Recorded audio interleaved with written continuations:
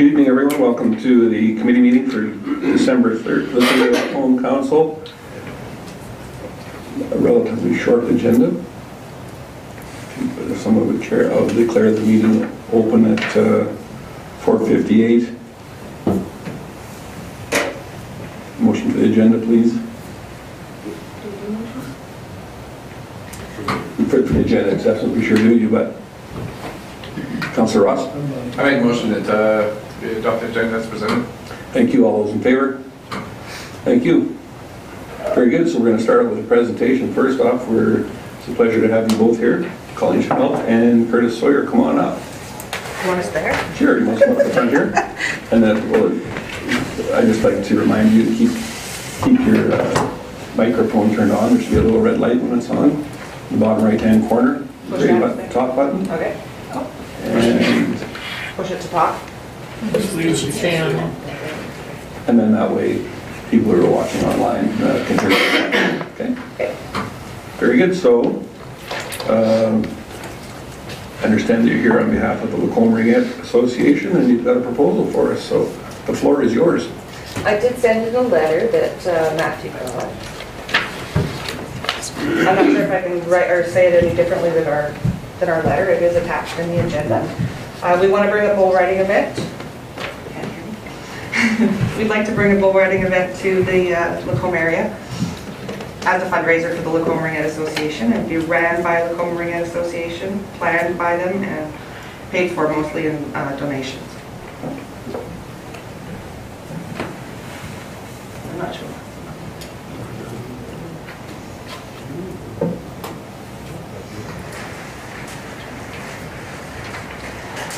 Maybe since Curtis is here, have you had any experience doing this sort of a thing at other facilities or communities? Yeah, we'll put on 70, 80 events a year. They just talked to us about being the main contractor. So what we would do is just bring the steel, the buck and shoots, and the bulls. That's kind of our end of it, production-wise, I guess. This is an event that would be ran by, planned by Lacombe Ringette Association, and we are hiring Sawyer for rodeos to bring the steel and the animals. Councillor Ross. Thank you, Mayor Creasy. So, Colleen Chappelle and CEO Gowdy, we've been in conversation over the last probably couple months to get to this point. Upon asking for our Lacombe Days grant, we've also requested, as part of knowing hoping that the possibility of this event, was asking for the arena, which, from my understanding, was granted to us. So that is, we're working in conjunction somewhat, because the dates are with the same days. So it is a new event to Lacombe. I've probably been 12 or 14 years since the rodeos were in Lacombe. They obviously do have experience with working with other arena facilities. Probably some concerns, as if you ask Calvin Benefield and Sandy Stewart, is obviously the dirt, but in conversing with Calvin Benefield and their references, I think they do have some experienced contractors that take into consideration the facilities, so that's probably a concern there. So we're here tonight trying to bring a significant event to Lacombe, something different, and I think this group is the only concern is, I think, is the cleanup after, and I'll be straightforward and honest, is I think it's Calvin Benefield that has a lot of heart and pride in the facility, and would only ask that the facility be left in the same condition that he brought in, and that's just common sense. But you know, there's going to be probably some duties with the Ringette teams as far as washing and cleaning, but I would hope that we can endorse them and support to, because I'm thinking you obviously need confirmation for the sanction to be associated with, if I'm working that correctly. We've been working on this since I first approached the city, I approached the arena, talked with Tracy Verhoeven on May 29th this year about doing this event, and within a couple of weeks she said it was approved, we were good to go. We just needed to draw up the contract and give our deposit. And then we had some trouble with sanctioning for the first date that we had chosen. It was supposed to be in May. We had some trouble. There's some other events going on, that conflicting events that day. So then when I came back to her with our second choice, and that we were gonna try and do it in conjunction with Lacombe days, then everything came to a halt and more questions, you know, like which are all granted, etc. But we were approved in the very beginning. Now our date changed and more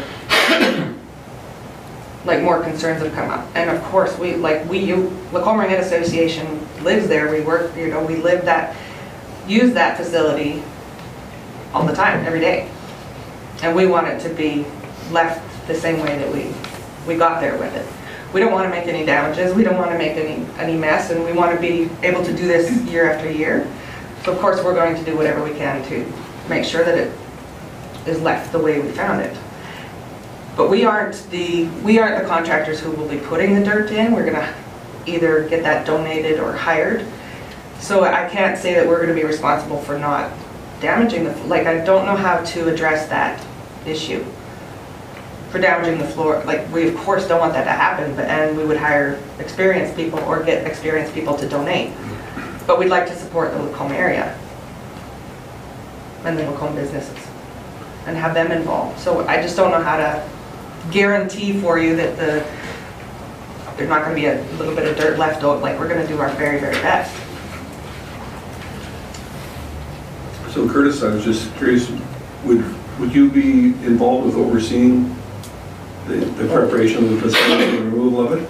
Yeah, for sure. I'll do as much as I can to help them out. I obviously want to go, sure, so we, you know, have a job for year after year. And then I guess my follow-up question would be, is that the same in other communities where you've taken this on? Yeah, like we do one in the Centrium. It's actually the 12th of January this year, and it's our event. We actually don't have a committee. We do it ourselves with another couple from Red Deer. And yeah, we're there the whole time when the dirt goes in till the dirt's done. And I hope that both of you and the Ringette Association can appreciate the fact that, unless I'm totally out to lunch here, I don't think that anybody in the community does not want this event. It's just that we're also concerned about the facility and have got lots of other users that we have to protect as well. So that's why it's nice to hear that you've been doing this at other facilities where they use it for the same similar kind of events afterwards. So, is the floor here different than, say, the Centrium or these other big buildings? I'm certainly not the person to answer that, but all I can say is that it was new and fairly pricey, so we'd like for it to stay that way. Yeah. Someone over here at the light on. Councillor Connor, go ahead. Thank you, Mayor Christie. So what's the expected wear and tear? I mean, there's got to be something. I mean, the bolts crashing into the boards or something. Is there, like, help me out with that. Is there kind of expected wear and tear that takes place, or no? Or is it just? Shouldn't be, no. Not on a regular event. You would never know we were there. So then, do you put something along the boards, like you crawl it off, or how do you do that? Yeah, our panels go along the boards. Some of the places take the glass out, some don't. Some leave it in. It just depends on the building what they want to do. But yeah, our panels go down the boards and everything, all this pins together. Okay. And then my next question is for Ringette. What's your expected revenue? Because I mean, if I'm reading this correctly, you will be paying $4,300 in rent, is that correct? We're working with the Lacombe Days Committee to help us with that cost. I can't give you an expected, I need an answer whether I have a spot to do this before I can move forward in anything. I haven't been able to even put together a budget, anything, because I need to know if I have a facility. If I have nowhere to do it, then I don't have any costs. You haven't projected any? No, I haven't. So you're just kind of going on a wing and a prayer and hoping to make some money, or is that? No, I want to know if we have the facility to do it, and then go from there. I don't know how to answer that question. Because it just seems, I mean, I don't know what help you're getting with $4,300, but I mean, I don't know what you're charging, but you're going to have to, if you have to pay this, or a portion of this, I'm assuming you're going to have to charge something significant even to make money, right? Like, From experience that we've had, I think the budget here would be about 50 grand. And this building, I would think in this town should sell out. Like they should realistically make 20, 30 grand, I would think, compared to other venues we produce for people. In similar size venue. Yeah. Councillor Hibbs. Thank you, Mayor Creasy. So this is a very interesting proposal. I just have actually a number of very different questions. One, why the arena and not an outdoor venue? Weather, Weather, okay. that would be the Yeah, if only. you put 50 grand of input into this and it rains that day and no one comes, you're Huge lot. done. Okay. Are things like, this may be more for administration, but insurance, how does that work when somebody's bringing in an event like this? Is that party expected to carry insurance against damages, or are we just saying that the damage deposit, even if it's increased a little bit, is going to cut it? Generally, events like this would have their own insurance in terms of their business venture or those kinds of things. And we do, in our major events policy, require additional insureds named on each policy. And then also, again, perhaps for administration, it did mention in the memo that various references have been requested but not submitted yet. Have those now been submitted? Events like Yeah. that. Yes, they have been. Okay, thank you. And then just one last question. I'm just wondering why this even came to council, because it sounds like it was already approved once and then the dates changed, but now it's coming before council. I mean, you know, there's obviously a role for council in some things, but I'm just wondering in this situation, why this even requires council permission, why this isn't just something that's done through administration. Chief Covey. So it's really a new use for that facility in its current form. Since there's been substantial renovations to that facility, there has been no rodeo type event. There has been over 14 years ago, I think. And so I guess I would say, you know, Mr. Sawyers has said you won't even know we're there. That certainly wasn't the case in past rodeo events. There wouldn't be these concerns raised if staff that were involved in those events hadn't experienced long-lasting impacts to the facility that did have to be mitigated after the fact. So I hope that that is the case, and it sounds like that is the case in many of the other facilities that you've operated in which case obviously there's no concern. But given the new use for this facility and the potential to impact some of our other users, we wanted to bring that to council and make sure you're all right with the use of this facility for a bull riding event. Director Vaughn. I just wanted to clarify that we have been provided the names of references, but we haven't conducted the reference checks. We haven't had time to do that.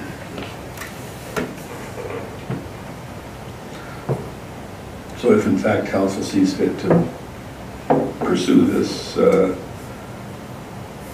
event for the city, you will be following up on those? Okay, very good. Well, I for one look forward to new events to our community, make use of our facilities, and I hope that we can certainly work something out.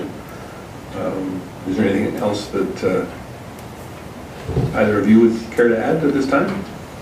I'm just curious, what were the issues with the old floor and arena 14 years ago or whatever it was? Sure. So it was 7 years after the fact and damage to the floor upon removal with some of the dirt removal. If you have an inexperienced operator, a dull blade, it certainly can gouge in. With that being a new floor, and it is used for lacrosse in the summer, and so the surface is important. That was the concern that was raised by staff. Okay.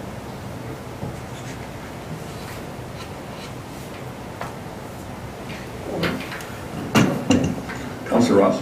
Thank you, Mayor Creasy. To move forward with this, to confirm for the organizers, we make a motion for in support of, or what's our process here, so that the organizers can deal with their sanction and confirm some dates. Unfortunately, we don't have the ability to make that motion at a committee meeting, but it would be nice to have a bit of a general idea how we're going. Would be helpful, I would suggest. Chief Gowdy, go ahead. So I just wanted to make one more comment about insurance. We did actually follow up with our insurer when these concerns were raised about the damage to the floors. And our insurer has never had a case of an insurance claim about a damaged floor for a bull riding event. So it seems that the experiences our staff have had in the past are either isolated or there just hasn't been insurance reports for other cases. Can I add to that too as well? Certainly. With the insurance, our main, I have talked to an insurance company as well, and they were telling, we would carry event. What's that? Which one? That's another thing I want to mention. I talked to them about an insurance, and yes, we would have like event insurance and name the Lacombe arena as a second insured.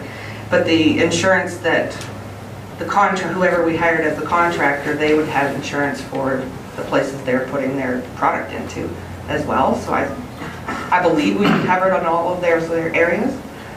And then I had a question for Mr. Connick, if you don't.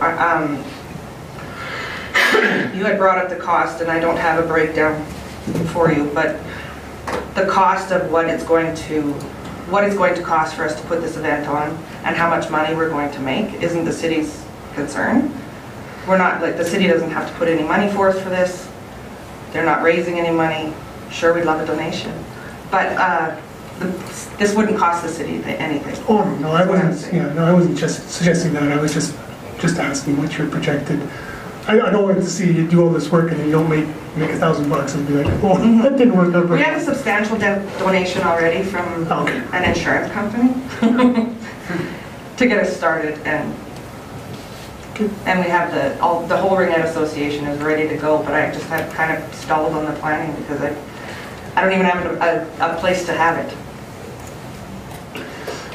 Councillor Connick, did you have some additional? Yeah, just one quick question I don't know if admin can answer this or not. Many years ago when I lived in Edmonton, I used to work for the Edmonton Drillers. There was an indoor soccer team that played in Rexall. So they never took the ice out. They just put boards over top, wood panels, and then they put the turf over top. Would that happen here, or is it a matter of you remove the ice altogether, then put the dirt down, or do you just go over? With the end yet? The ice is already out, is it not? The ice is Yeah, out. the ice is out. My apologies, I totally thinking this in the middle of the winter. No, it's We have looked briefly at ice covering things to hold these types of events. It's not, unless you were holding a lot of events, it's just not, the finances don't work. So there was also some suggestion about the deposit for the arena and whatnot. And I, for one, would just as soon see that your liability policy was in order rather than increasing that. I don't think that would be, we couldn't possibly make it enough money to make any difference for the size of the facility, to be honest with you, and for a non-profit organization, I think that would be unreasonable. That would be the equivalent of saying, no, you can't be there. So I certainly would be in favor of that. Councillor Hoekstra? Thanks, Mayor Creasy. I just have a question for clarification. Councillor Ross was saying that we grandfathered this event in to our decisions, and I don't remember the specifics of that, so I just wanted that clarified. Will the Ringette Association be paying for the arena rent or not?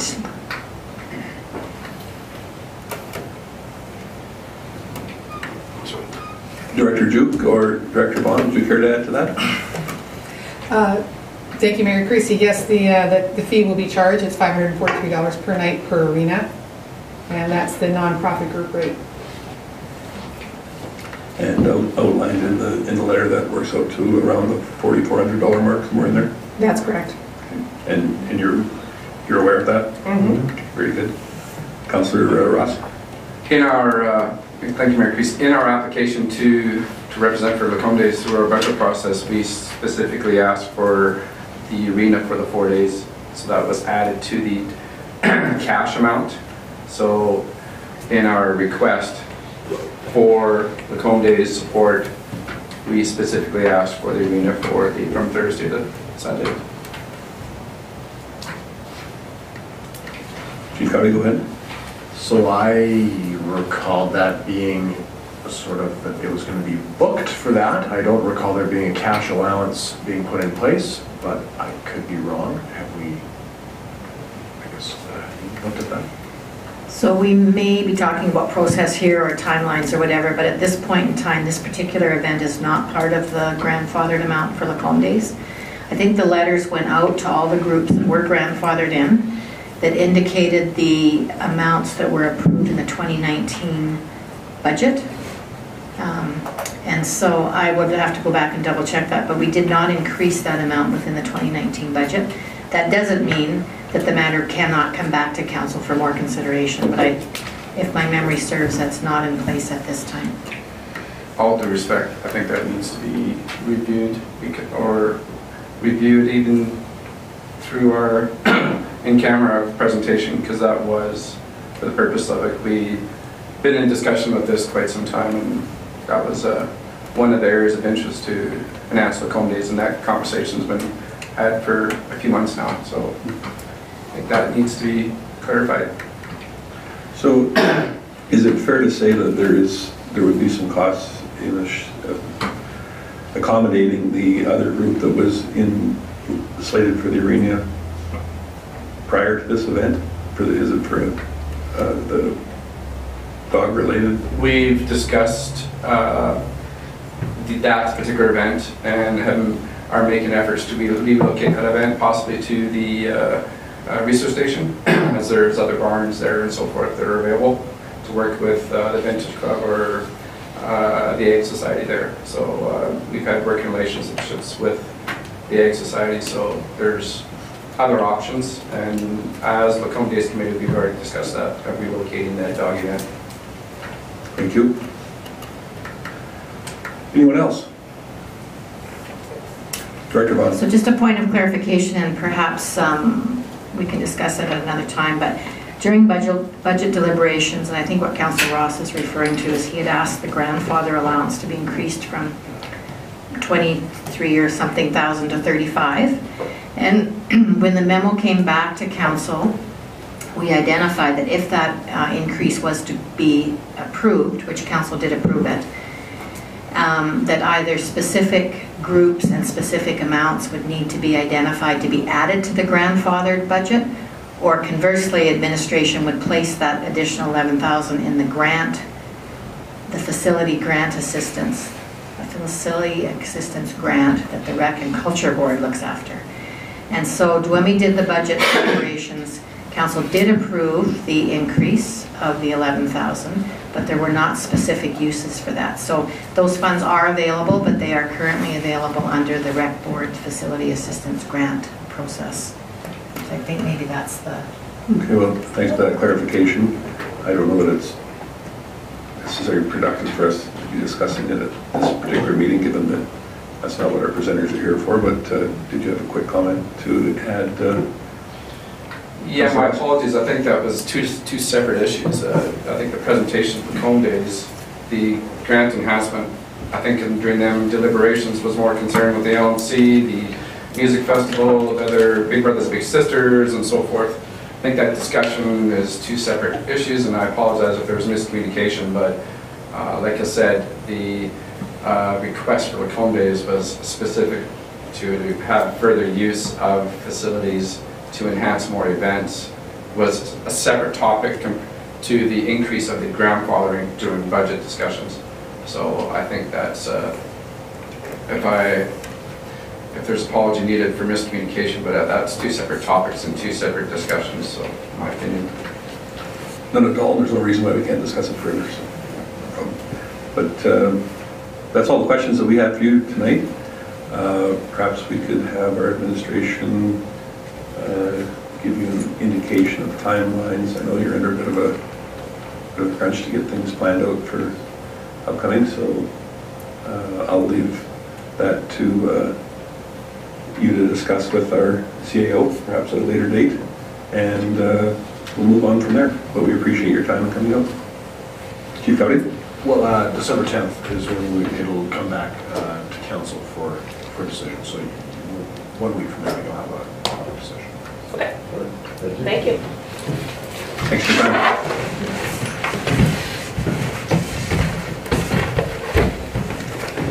So the next item up is our asset management policy.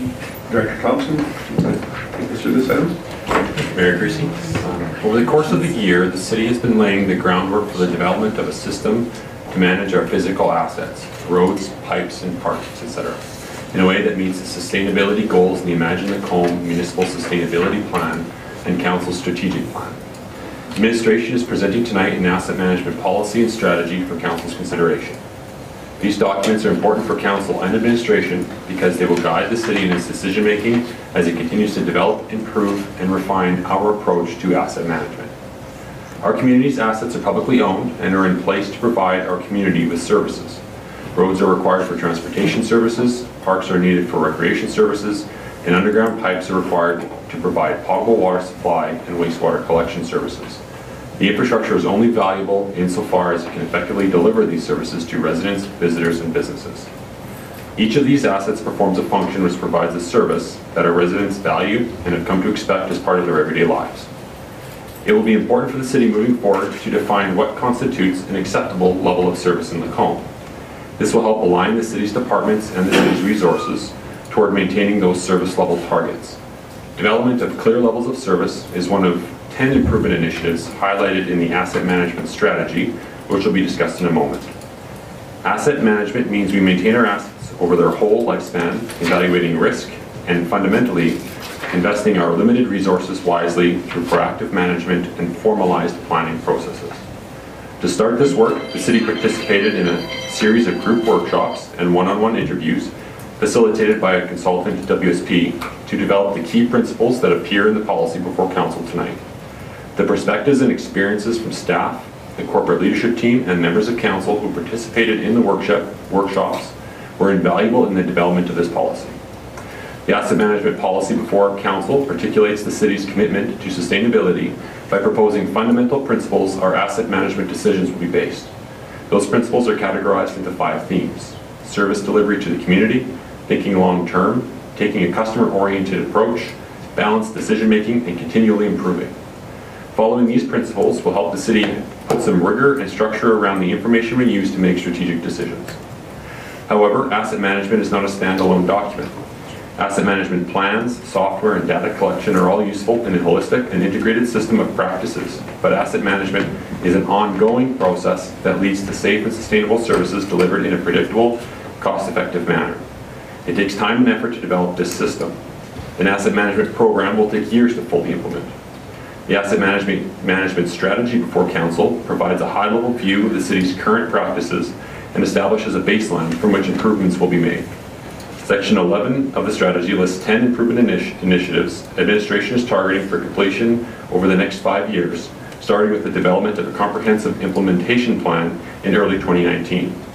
This plan will set out the specific activities, timeframes, resources, budgets, and accountability required to achieve those improvements and Council's strategic objectives. In 2019, we will focus on the following: taking an inventory of our data sets and tools, collating our data into a primary asset inventory, developing a data capture program and to fill in missing information over time, defining asset management roles and responsibilities, as well as resourcing and training needs, developing decision-making procedures, and developing level of service statements for current services. Tonight we're asking for feedback from Council, and pending alternative direction from Council tonight, we'll be asking Council to adopt the asset management policy and strategy on December 10th. Have to take any questions. Thank you, Director Thompson. I know that you and actually the entire management team up has spent significant time training and moving towards implementation of this project, so look forward to seeing what questions Council may have. Councillor Gullickson. Thank you, Mayor Creasy. I attended the asset management training that went together, and I think that this is a great plan that's been long overdue, and we need to be looking at all of our assets so that we can control our costs in the future, and I certainly support everything you've done here. It looks terrific as far as I'm concerned.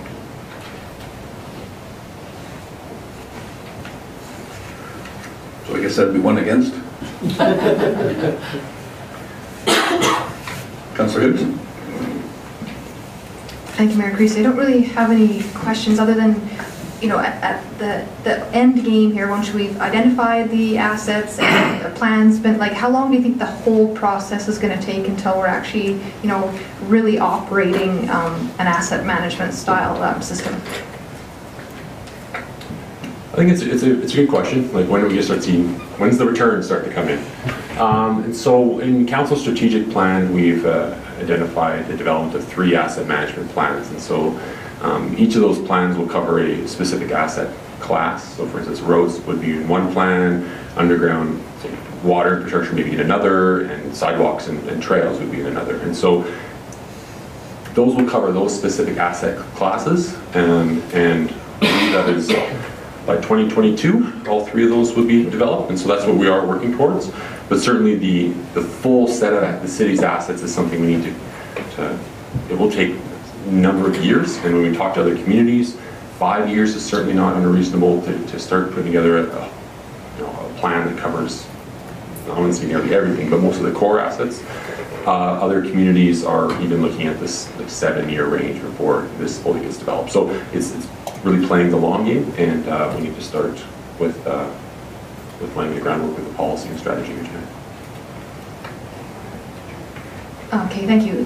So, I mean, I'm really in favor of this. I attended a number of sessions at things like AUMA or FCM about asset management, so I'm totally on board with the idea. I think it's really responsible government to be going down this track. Of course, there are going to be some growing pains, and at times that is going to be a little bit tough to swallow, but I also am glad that we're starting this early, because I did notice that, in here, one of the threats, and it is very real, is that, every so many years there's an election, and, priorities could change. And so this is one of those priorities that I really hope doesn't change, that a new direction isn't taken by a new council sometime in the near future, because we don't want that. Like, this is, like you said, something that's going to take a long time to implement, and I think it's really important. I also think that something like this has the potential of taking a little bit of the politics out of sort of managing the city, and so again, I look forward to that happening. So unfortunately, the end game is such a long way away. I'm glad that we have the opportunity to be part of starting that. So that's all my comments. I too appreciate your answer on the 5-year window. I think that's a realistic number. It's unfortunate that it takes that long, but given how massive an undertaking this is, I think that's probably realistic. The nice part about it is it keeps, once that information is in there, we can use it for, and once the new items are added, we can keep using it for the long term. So I certainly see this as being a positive move for the city, and hopefully it'll allow us to easier comply with the MGA requirements for our long-term planning as well. So, Councillor Rucher. Thanks, Mayor Creasy. Yes, I too. We all attended asset management events at AUMA, and I was intrigued by this whole concept. And I've also brought it up in regard to our discussions too, when we're borrowing money. Is this for an asset, or is this just for something else? So this is a great plan that we can count what assets we have.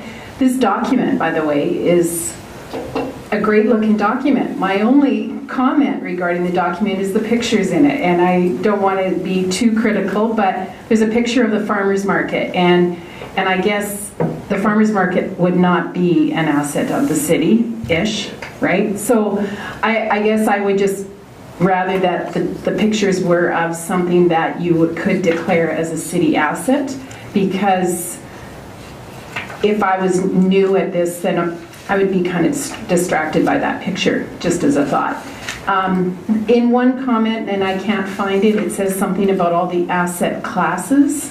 Where is the listing of the asset classes? Is there one in here and I'm just missing it? Because that intrigued me also. I think that the place to look at for asset classes would be, the best place to look at would be actually in the policy document, where it identifies the scope of the asset management plan.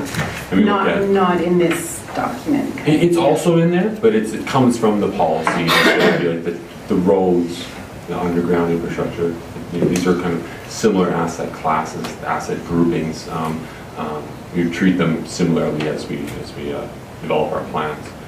And then to the comment regarding the pictures, I think the intent was to evoke a sense of this provides a service. It's not just the asset. The road doesn't exist for its own sake. It exists to provide a service to people. And that the images were chosen that provided that, evoked that kind of sense. Like, we do this for a reason, they provide services to people. And so certainly they can be changed if that is.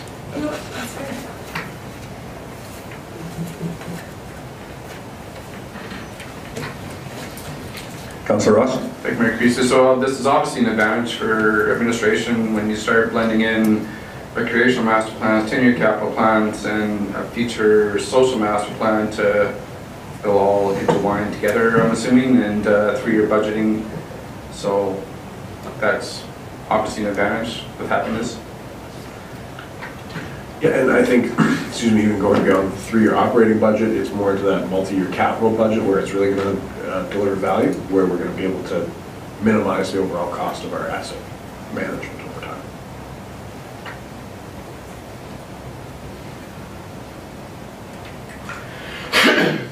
Anyone else? Councillor Jacobson? Yeah, I'm just genuinely curious, just from administration's perspective, is there any one particular class of asset that you really are anticipating that is going to dramatically improve your ability to get a handle of that you don't have the ability to do now? And that's purely from my own notification. I would think roads is probably the number one. When we're doing prioritization on looking at where we're going to spend the money, roads are a big category of cost, and right now it's really largely visual inspections. The most recent data we have is 2007, but if I recall, that study wasn't actually completed until like 2009, something like that. But the data is about 10 years old that we would, and since a road's lifespan can be as low as 10 years or 15 years, it's really out of date. And then again, just clear understanding. So, will this 5-year work, is that going to be completed largely in-house, or is that in a combination of consultants and in-house, or how will that all be completed? A combination, but we have tried to focus on in-house delivery.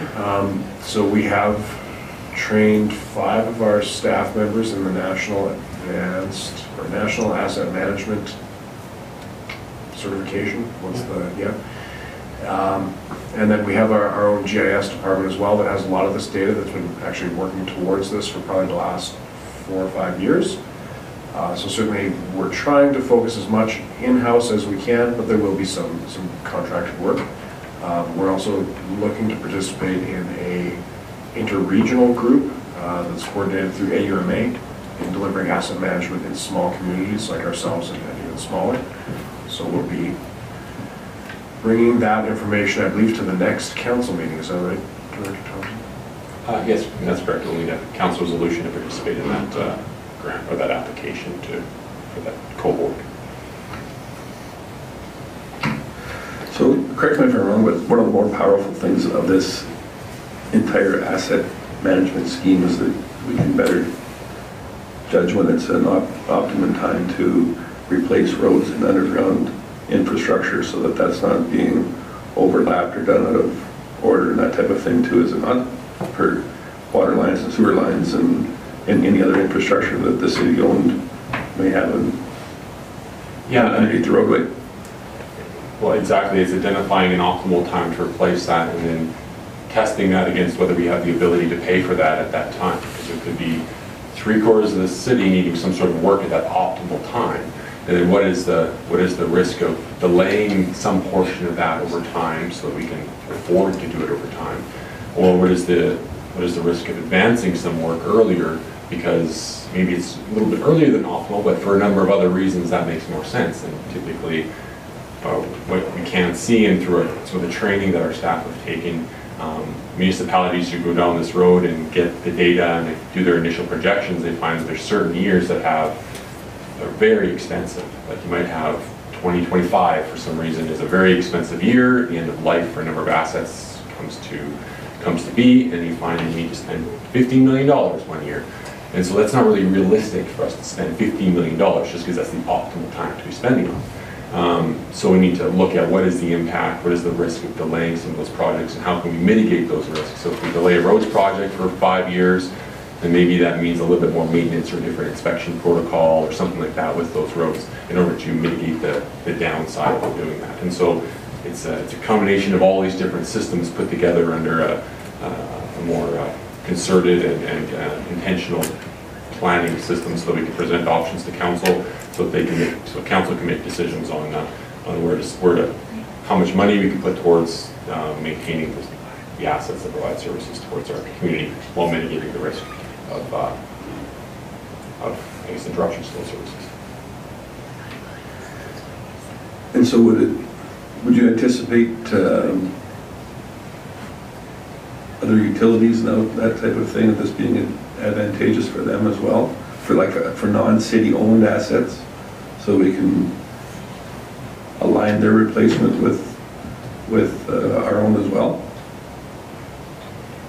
Certainly. I mean, the more information we have up front, the more we can communicate what our intentions are, and shallow utilities or other utilities in our roadways can plan around that.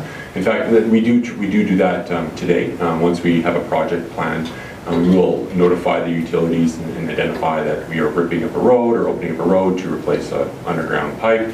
And if they are doing any work in the area, we advise that they do it at the same time. Often we can't compel them to do that, but we give them the opportunity to do that at the same time. One example of that is on Main Street. We were able to replace we need to replace the gas line down Main Street and 49C Avenue, and we did that at the same time as that work occurred.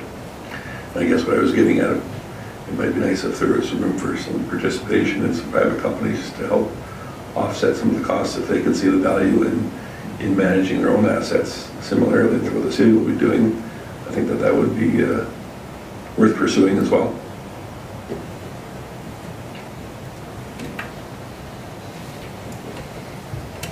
Any additional comments?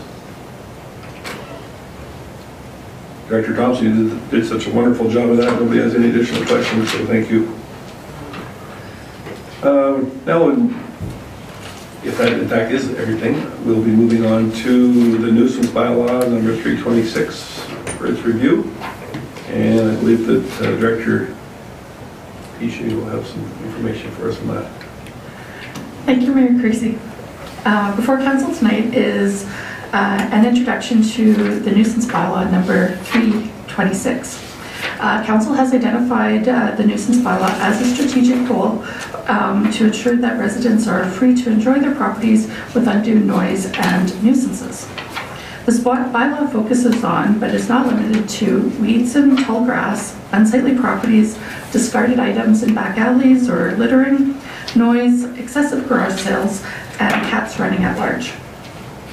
Within the memo, on page 2, I have highlighted the number of complaints since 2015 to 2018, November of 2018 here.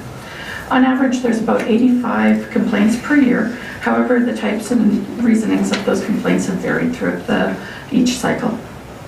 It should be noted that there have only been 9 tickets actually written on the nuisance bylaw in that same time. There's 4 in 2018, 2 in 2017, 1 in 2016, and 2 in 2015.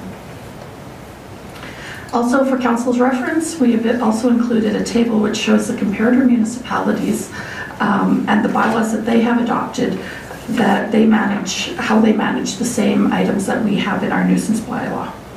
You'll also notice that dog complaints and ice and snow have been also included in there, as many organizations handle them a little bit differently and sometimes under community standards or a nuisance bylaw.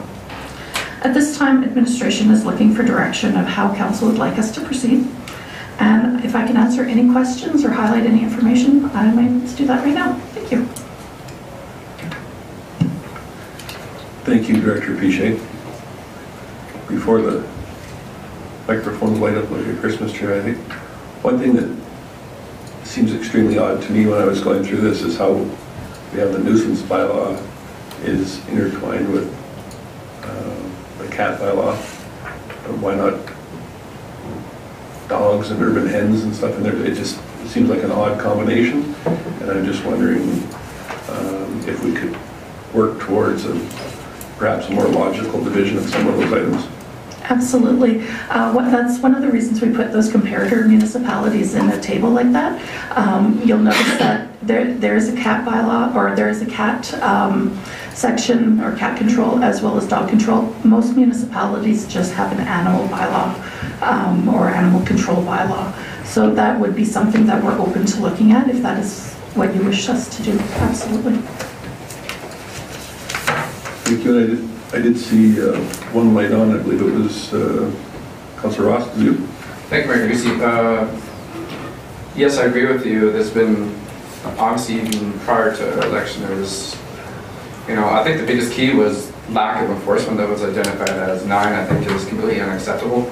I applaud administration and Director Bichet for, I think we gave direction to a variety of hours enforcement, including Saturday. I think that's a huge step forward.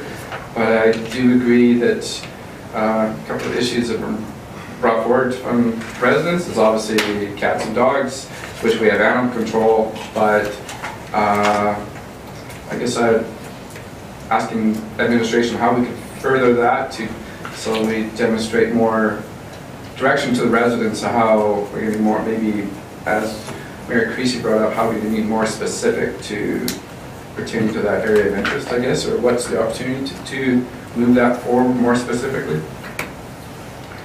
So one of the things that we would definitely do if we were going to be changing any of our bylaws is education. That's going to be the key component. You also have to understand there were 333 items or complaints that were made on the nuisance bylaw. The majority of those were compliant or complied with. Residents either came out and did what they had to do to alleviate the nuisance. So a lot of times education is just the key factor on that. There are going to be some, though, that we will have to continually go back and ensure that they are either being enforced upon or adhered to.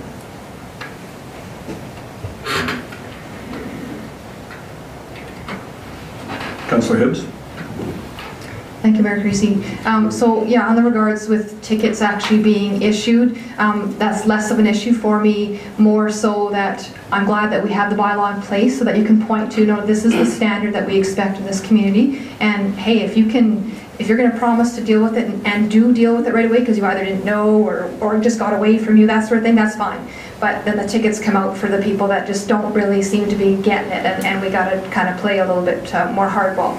I guess my only caveat to that is just making sure that the number of tickets isn't reflective of the amount of action happening. Like, I do want to see that proactive, ideally that proactive enforcement. But so that's all I just want to comment on that. So getting back to the actual bylaw itself, I mean, I've had to read through this. Obviously, this is something that I think as a councillor, people reach out to me the most. Want this one in the traffic bylaw. My lovely other second favorite, but and they want to know, like, what's the rules on the various things. So I just have a couple things I kind of wanted to highlight so we'll just kind of go through it if that's amendable. So under the first part, when it's talking about weeds in particular, I noticed that it uses terms like restricted weeds and noxious weeds, but yet I don't actually believe that it gives a definition of what those are. So that can be very difficult for people, even in my situation. If somebody's asked me, well, is that a weed or is that, I don't know. You know what I mean? I don't know, is not thistle, but clover, is that a weed or is that just making somebody's lawn look ugly, right? I don't know.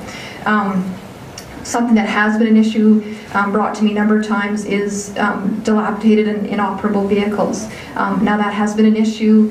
Bylaw's been called in, they've looked at it in their interpretation of the bylaw.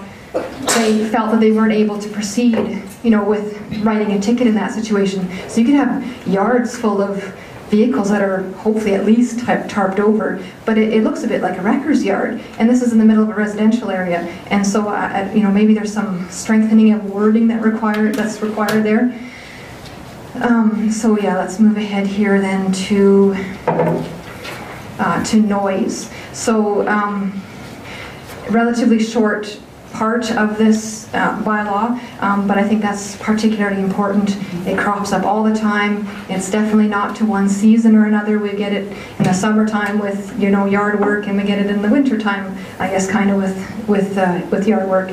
We've definitely, at least I think all of us have been, you know, hearing from some residents about some of the practice that we have in this community with snow clearing. And of course, there is an exemption that is in the bylaw, you know, for obviously the city has to do work when it does, and it's at night. And generally, I don't think that residents have a big issue with that. It's kind of common practice.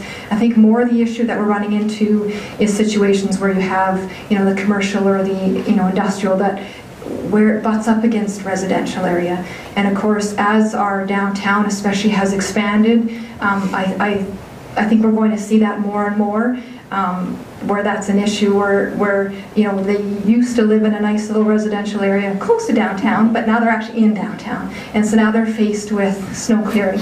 And again, it's really specific situations like sidewalks in particular seem to be more, you know, the stressor point. And this isn't, I know that council has received a letter. I'd really like to reiterate that, at least in my experience, that isn't the only person, that isn't the only experience that, you know, that we shouldn't just chalk that up to somebody who's, I don't know, just being difficult, say. Like, this is something that's been repeated. I've had other people, there's a thing on Facebook again today with a similar situation, right? So that they just want to be able to enjoy their property, to have a good night of sleep, and to be reasonable, so that when snow clearing practices are happening, especially something like sidewalks, which are done every single time it snows, versus a parking lot, which usually it has to snow a fair amount for that to get dealt with, you know, that we can find some happy medium in there. And maybe that's looking at maybe the hours or the method, you know, of snow removal. Then cat control, I do definitely want to echo what was said here earlier. I'd like to see that out of this bylaw. I'd like to see that move into either its own, or I guess preferably have an animal control, you know. And I'd also like to suggest that, you know, we do consider licensing cats. I'd like to see for both cats and dogs where you have the benefit of, if your animal is fixed, that you see, you know, an incentive. You actually pay a lower rate if you've got an animal that is, you know, not able to contribute to the cat problem or the dog problem or whatever. So I'd like those sorts of measures to be looked at. And then finally, something that actually isn't in this bylaw, but I think it should be, is, and this is sort of similar to the noise situation, where you have things that are happening on other people's property that are affecting yours, and in this situation it would be things like light. And so again, that has been something that has been brought to our attention. It certainly has been brought to my attention, you know, that when you have things like signs that are backlit, or if a property is particularly well lit, you know, for whatever reason that they're doing that, it isn't just isolated to their own property, it's spilling onto somebody else's.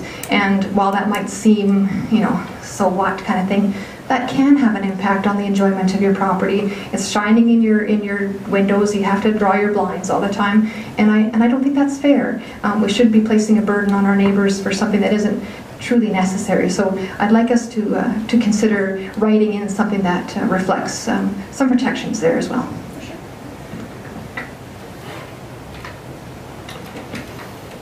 I think actually Councillor Jacobson was next. No? Sure. So just a couple clarifications. So the complaints to date in 2018, is that up to the end of October? November. Okay.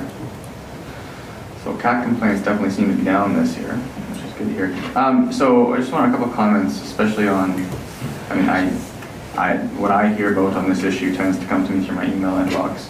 And I certainly am sympathetic in principle to what's being talked about.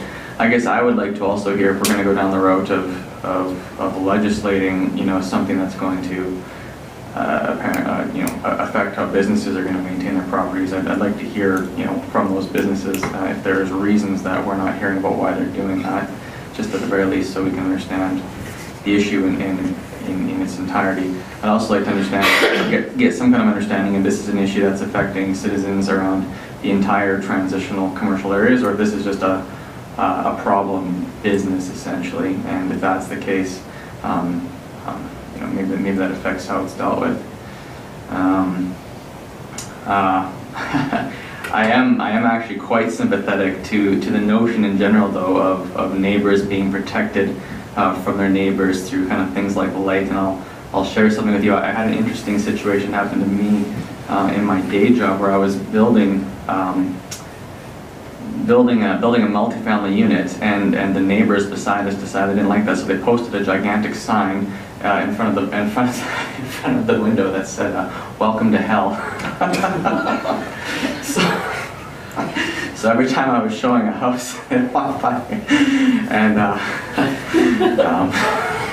thought it was pretty funny actually, but I wasn't exactly sure what my recourse was legally, so it was kind of a gray area. So I was actually quite sympathetic to the idea anyway that neighbors have some protection from obnoxious behavior from people on their own property.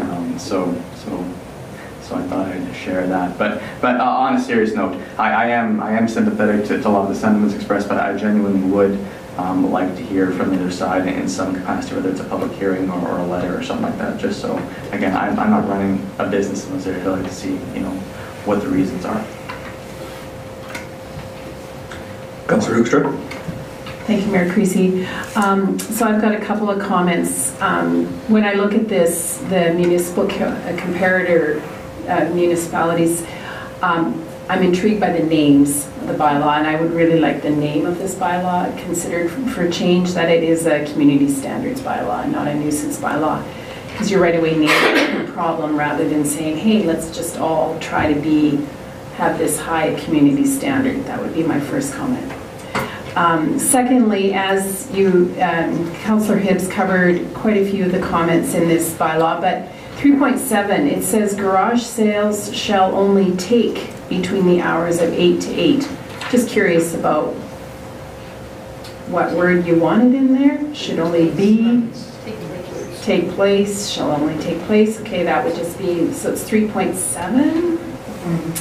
That would just be something, yeah, and I guess I am too sympathetic to the snow removal piece, that it does affect residents. So if there's some way that you could dream how to handle that very difficult situation, I certainly would support that as well. Chief Gowdy, and then Councillor Connick. So you do have a community standards bylaw.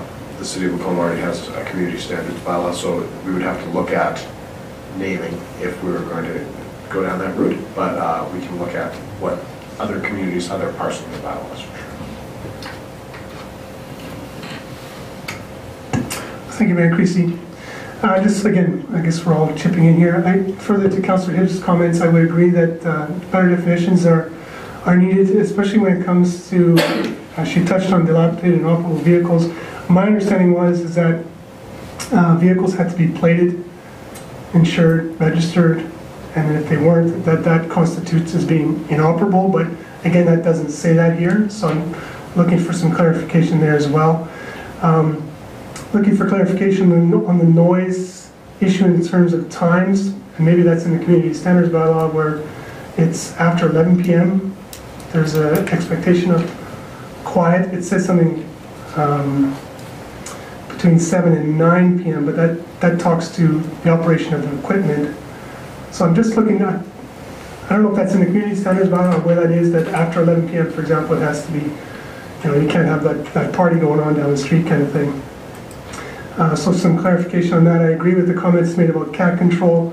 As far as the noise in terms of the snow removal, I'm just wondering if there's an addition that can be made, especially as it pertains to where we transition from commercial to residential, that under section 15B, it says contractors carrying out snow removal from commercial, industrial, or institutional sites. And then you preface that by saying outside of 100 meters of residential or something, so that if you're within 100 meters If you're a commercial zone or business is within 100 meters of residential, then you cannot, you can't have the exemption. Yeah, something to that effect. So there's maybe a setback thing that could be worded in there. Maybe that's a suggestion, I don't know. The other thing I'd like to throw out there is consideration within all of this, and I know it's, Councillor Hibbs and I have talked about this a little bit too, is I don't know if you're going to, well, I'd like administration to go down the road or investigating something about an anti-idling bylaw. This pertains to noise, this pertains to different things. I know it's basically unenforceable, I get that. But I'd like to see something in the books, because, for example, in terms of being, we have a ban for parking downtown, for example. You can only park for 2 hours downtown. It's not enforced. I get that. We let people park. But it's a tool in a toolkit. So, for example, when I own my business, someone parked in front of my store one day, all day. I said, well, whatever, that's fine. Next day, they were there again. And then the third day they were there again, I phoned Bylaw. It turns out it was an employee from the hair salon down the street. They tracked them down, told them they couldn't do that. But on their books, it's written that you can only park for 2 hours downtown. So it's a tool in the toolkit. It's not entirely enforceable. Same thing with anti-idling. I don't know, again, it's difficult to enforce, but you know, my neighbor, for example, he's since moved, great guy. But every morning, without fail, he'd turn his truck on and he would idle for an hour. Without a word of a lie, his truck would idle for an hour before he left. And thank God I got up at the same time that he started his truck up, because he had a nice big pipe on it. It's loud, it's annoying. Again, difficult to enforce, but it'd be nice to have something in the book so that if it's something that's constant, that someone, you know, it usually typically happens in the wee hours, at least LPS can go out and say, hey, you know, you can't idle for an hour, you know, and wake up the whole neighborhood.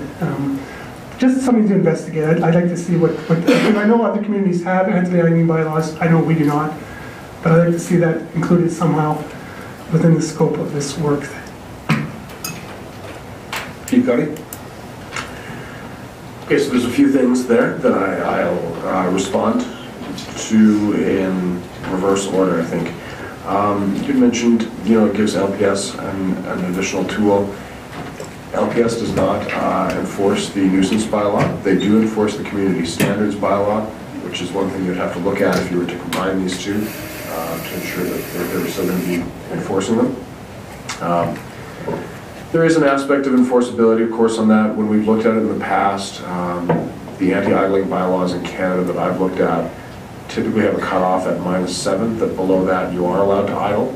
So a lot of that idling that we get complaints about, which is early in the morning, in the winter, when it seems a little louder, people do it for longer, you are still going to have difficulty enforcing on that, even if we do have someone on that can do so. You'd asked what is operational, how do you define a dilapidated or inoperable vehicle? That is definitely a challenge with this current bylaw. It does not, you know, an inoperable vehicle could be, by the licensing standard only, my motorcycles in the winter may be inoperable vehicles, but they're certainly not an eyesore or that sort of thing. Or someone's car that they're actively restoring might be an inoperable vehicle. And so there is an aspect of discretion there, I think. We've looked at other bylaws that have a limit that say sort of like 2 vehicles. If you have more than 2 vehicles that are not plated, then that's unacceptable. Personally, I like that sort of a clarity, but that's up to council to look at. We also talked about discretion on the noise or having a 100-meter setback. We've looked at that as well. It's really difficult in Lacombe to say there's going to be a 100-meter setback from commercial to residential, because we have a lot of areas that do have that fringe, that are at that fringe. Our entire downtown, for example, has residential apartments above a lot of buildings, and so snow clearing would become difficult in the downtown. But where we have seen is that, and maybe I'll get Director Pichet to read out that section that we've looked at, that does give the discretion to the Development Authority to just identify specific properties that are having or causing difficulty for their neighbors, and deal with them in a one-off way. Right now the bylaw is uniform across the board. It does not give discretion for us to call up a specific business and say, hey, the way the way you're doing this, or the sequence that you're doing, or the equipment that you're using is really causing problems for a nearby neighbor, and we would love to have that discretion. I think that would be a great way to approach. Could you just maybe read out that section? This is actually from the city of Red Deer. They have a noise, in their nuisance bylaw, there's a noise constraint there. And some of the exceptions are it reads out to say, in the case of snow removal from a commercial or industrial site located adjacent to residential districts and where, in the reasonable opinion of the development authority, it is necessary to do so to ensure the peace and quiet of residents. The development authority may require noise abatement practices, including one or both of the following conditions. A requirement that snow not be removed between 12 a.m. and 6 a.m., and B, a requirement that snow be removed from a site in the sequence to which is least disruptive to the peace and quiet of the residents. So we would add not just sequence, but probably sequence and method that was least disruptive, or that was reasonably least disruptive to nearby residents. And then one last comment you had was about the sort of time of day of noise. We've never actually placed a strict time that's sort of like after 11 is quiet time. What you're probably referring to is that there's a curfew in the community standards bylaw for youth after 11 o'clock. But the noise section of the community standards is really just about post-drinking, yelling, screaming, shouting, fighting, that sort of thing. In our nuisance bylaw, it's actually any time of the day. So if there was a party in the middle of the day that was actually reasonably causing you significant disturbance, LPS or our own bylaw enforcement would absolutely go and try to address that. Of course, they do give consideration to the time of day and that sort of thing. So if you're renovating your house in the middle of the day, or your neighbor is, and you call and say, his saw is bothering me, they probably aren't going to enforce on that. No, if I may quick, no, I knew there was curfew, but always in the back of my mind, I always thought there was 11 p.m. and that's, maybe I got that wrong. I've never seen construction noise related items for anything like that, if I'm not mistaken. Yes. Sorry, in the nuisance bylaw there is, but I think that is 9 to 9, is that? Yes. On weekends. On weekends. Weekend, 7. 7 on weekdays. Yeah. Earlier start on weekdays. I'm sorry, it's 9 to 9 on weekends. Quiet. Councillor Gullickson? Thank you, Mayor Creasy. I would also like to see cats removed from the nuisance bylaw. I think there should be an animal control bylaw, and we should look at licensing also. I mean, it's time for that. We're at that point. As far as the noise goes, I like the idea of the setback.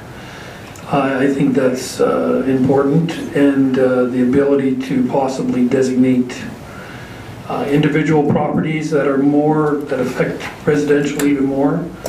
I think already we have some built-in timelines there that we can utilize. I like the idea of 7 a.m. I think that's a reasonable time. Better than 6 a.m. I wouldn't want that if I was close by.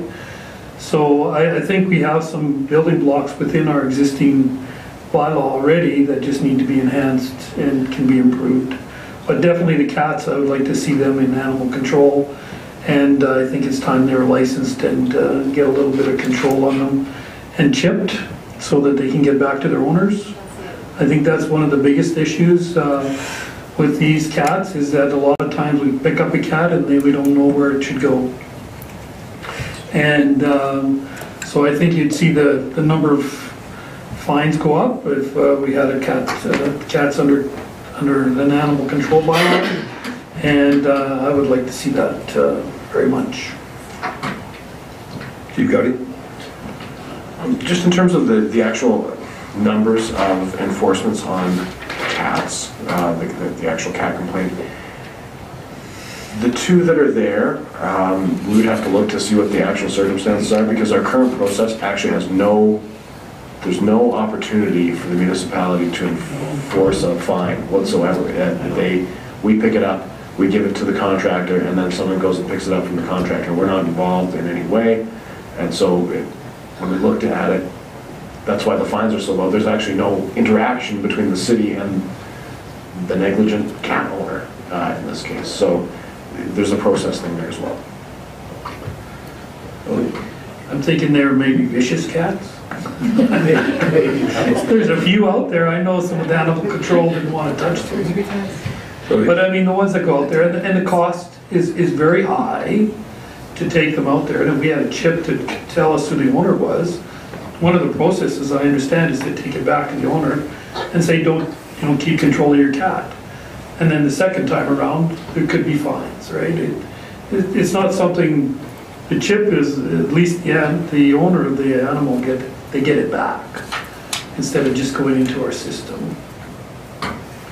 So I think even more of a concern there is how we can mitigate the fact that we are forced to take in an ill or injured cat. Some of the costs that we have been incurring are not acceptable, and we need to come up with a method of addressing those. And I wish you luck in finding ones that are going to pass through the public scrutiny for sure. But I mean, it's just not acceptable for us to have these multi-$1,000 bills to look after a cat, and then no one cares to claim the cat anyway. It's just that's ridiculous. With respect to the nuisance bylaw, I'm all in favor of the exemption for snow removal. The one portion of it is for leaf blowers, and I know that might align with the individuals in the audience, but that is not strictly the reason. I in fact use one myself, and there's no way in denying they are extremely noisy and would be offensive to neighbors, and there's really no reason to be using them outside of some reasonable hours. Precisely what those hours are, I don't know, but certainly prior to, I'm going to say 7 or 8 a.m. I think is a little ridiculous, and it is disruptive to the community. Not just the next door neighbor, but for several of them. So with that in mind, I think that we need to come up with some sort of guidelines for that. Are you suggesting that it comes out of the traffic bylaw? Because snow removal is actually in the traffic bylaw?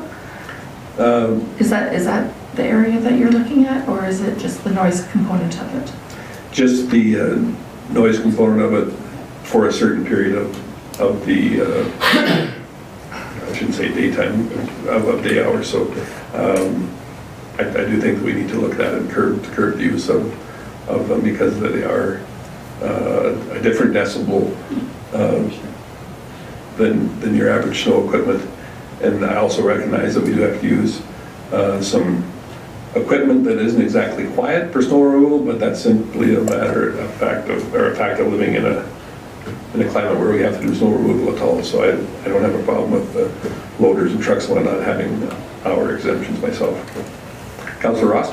Thank you, Mayor Creasy. So I'm going to have a few comments in regards to the unsightly properties. I applied to see some areas of, I think there's some difficult bylaws that you have to come through, because there's probably obviously far more process. Pertaining to downtown with the excessive weeds behind places of buildings, I think that's an area of education that I kind of think that needs to be reiterated to the business owners, that they are responsible for behind the business as well. And I think that was addressed in July, August, and thank you, Director Cochet, for that. As far as snow removal, it's kind of ironic. Obviously, we had a significant storm this weekend. I will disagree with the lighting. I think in one specific area, the corporation made efforts to address the lighting, but there is some areas of this particular business that has had some criminal activity, some indecent, inappropriate acts that were conducted around the activity that is very uncomfortable for the staff, that requires lighting for their safety. So I think you have to broaden the areas there that I think lighting is an issue for staff safety as well. I'm glad to see the more broadened for the cats and so forth. I do find it kind of double standard that as soon as the storm, we're very aggressive at handing out tickets for not shoveling sidewalks, but yet not following up on several of these complaints with more ticketing. I I disagree that I think we've demonstrated a tremendous amount of patience with a lot of the nuisance area that I think we should be, I'm in favor of significant more enforcement, and I think like with that many complaints to have only that many tickets, I think we've kind of went above and beyond with patience. That I think there needs to be, I think, more of a direction of enforcement, including the litter of dog feces and so forth, actions of cats. I think a lot of people have had an extreme amount of patience. Homeowners, I think, would demonstrate more action in that sense. So, I know there's been a lot of change with our bylaw department. I applaud Director Pichet for her challenges, and I think we've gave directions to bylaw services. But and pertaining to noise and snow removal, yes, I can probably be open to discussing timeframes. But when when there's been discussions with, for example, certain areas of parking around town, for example, across from the hospital, we've had this discussion, or the residents across from the AFSC and the high school. I sympathize with those people, but I think enforcement has stepped up significantly too, and I applaud administration and Director Pichet for enforcement, which we've reacted to that. But all due respect, some people choose to live in certain areas of town that there is more traffic, more pedestrian and so forth. So I'm, for example, the noise downtown. Our fire department does 300 calls times 4 vehicles per call. There's 1,200 vehicles go by with sirens on them. So noise in certain areas, if you choose to live in a commercial business area, I think there's disadvantages.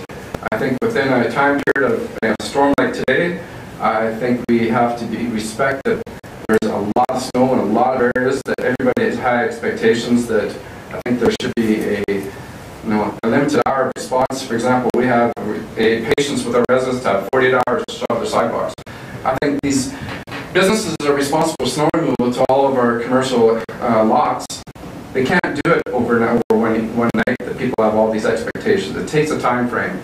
And be it snow blowers or leaf blowers, it's noise and it's disruptive. But I think there needs to be a level of patience and tolerance, and I think some have addressed it, even including administration and including other businesses, and I think that needs respected, and there has been a lot of compromise, but that's my concern of certain areas. Councillor Hibbs. Thank you, Mayor Creasy. So with all due respect, I definitely disagree. I think that this is not a conversation about, what noise, like all noise is wrong. No, of course, if you live near a fire hall, you're going to expect to hear fire trucks. If you live near a hospital, you're going to hear ambulances. I don't think anybody is disputing. I certainly have never had anybody come to me and say, can you just get those fire engines to stop blaring because it's waking me up in the middle of that. That's just never. We're talking about, there's reasonable noise and then there's unreasonable noise. And in the case of things like sidewalks being cleared with a high decibel leaf blower, that is an unreasonable noise. That's not the only way that you can remove snow from a sidewalk. There's other methods, including a shovel, including a broom. My dad used to broom our sidewalk all the time. Now, of course, that's with light snowfall, not heavy, but one just saying, there are other options. So I think that we need to keep that in mind. When we're talking about ticketing, I should hope that the city is taking a tougher stance when we're talking about things that are safety. So, not removing your snow means that it's building up, it's probably going to turn into ice, which is a slip hazard. I want the city to take a tough stance on that, and I think that there's support in the community for that. So I think that that's important to keep in mind as well.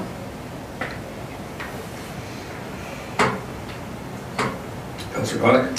Thank you, Mayor Creasy. Just to echo some of the comments from Councillor Hibbs and from what the mayor has said, I would agree. I think we need to make an exemption as far as leaf blowers go. You can use a shovel. You can use a shovel at 5 a.m. It's much quieter than a leaf blower, and that'll get the job done. Are there any examples, C.L. Gotti, of any of these lighting bylaws that he's come across? Any? I'd be curious to see what they look like. I think it's really difficult. I don't know how you for example, Christmas. There are some people who go all out with Christmas lights, and it can be quite, especially with the LED, it can be quite bright. And I don't know how I'm really interested to see what that looks like, because I think that's a difficult, more difficult, I would say, argue than noise or anything else would be the lighting issue. So I'd be curious to see what that looks like.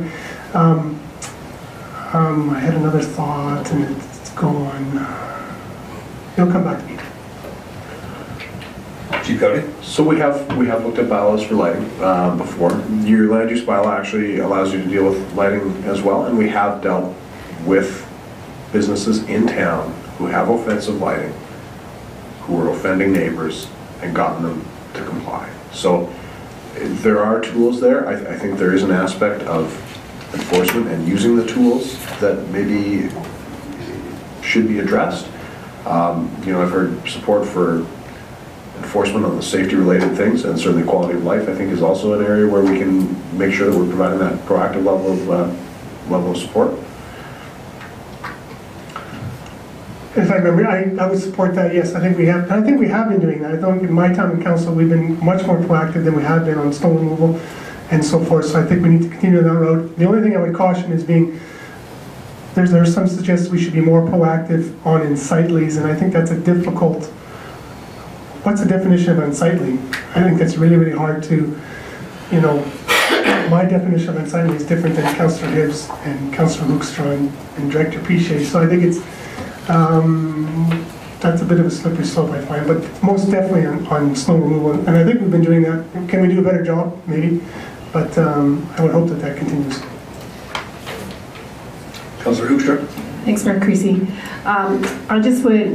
I would like to echo everybody's comments. There's lots of good comments here, but the one that I wanted to address was the City of Red Deer. It said midnight till 6, and a lot of people are saying 7, but I would also want 11 p.m. just as a thought in terms of a timeline, out of respect. And I'm all for shoveling snow too. So just to be sure, that was after 9 p.m. or 11 p.m. Was it, Councillor Hoekstra? What did I say? Did I say 11? I just misheard you.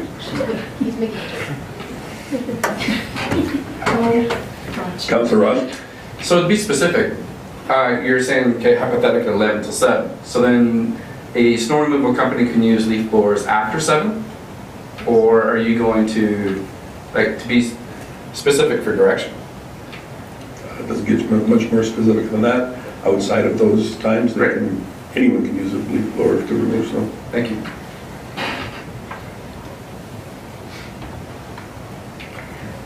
Director Piche? I just wanted to make some clarifications just on one item here, that snow removal is not included in the nuisance bylaw. There's been a lot of talk about that in ticketing. So I did pull some statistics for that just in case that did come up, because we try to anticipate stuff. There have been, over the same time frame for snow removal and ticketing and such, there have been 309 tickets that have been written on snow removal from 2015 to 2018. So if that gives you a bit of a time frame or a bit of a statistic to measure on, they've ran from 115 per year to 43 to 71, and in 2018, 79 tickets. So, just for your information. So we'll leave it up to your management to adjust it. Or I just hope you understand council's wishes with respect to those two bylaws.